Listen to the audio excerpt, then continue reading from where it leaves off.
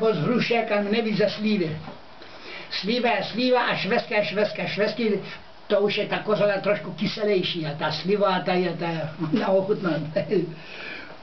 A pak to putuje to tam najde a tady to zalepíme těstem, víte, kváskem, no zalepíme.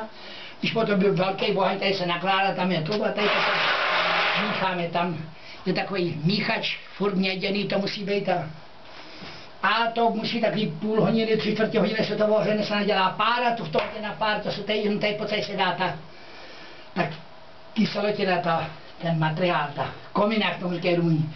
A teprve potom se to spustí a začne to jít tam tady a tady je 300 liter vody a to se chladí a teprve vytíká dole kořola. Jo, dole. Ano, potom. Ta kořela je těžší než voda, jo? Takže to je jakoby pod tou vodou. Ne, voda jenom chladí a tuto to je zalepený tady těstem. Jo, to jsou takhle trubky. A to je spirála měděná, víte, potom se to. Jasný. No. Jo, takhle, já to, jasný. 300 litrů vody. A tam jsou ty soudky na tu pálenici potom. A to je jenom voda, že ta potom na druhý, když měníme druhý kotel a třetí kotel, ta voda se musí změnit, potom se vypustí dál. A doble hadice, teče tam studená, vytíká horká, tak. Musíte se to chladit. No, musí se to chladit. A kolik tak děláte ty pálenky? Ne, no, podle kolik je těch slev. Některý mají, že udělají 1000 litrů. 1000, jo. Ty bláho.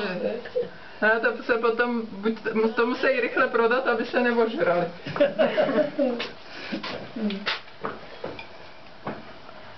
Paní, zkusíte? No, děti můžou taky, tam tě už byla 18, ale my se podělíme. Děkuju.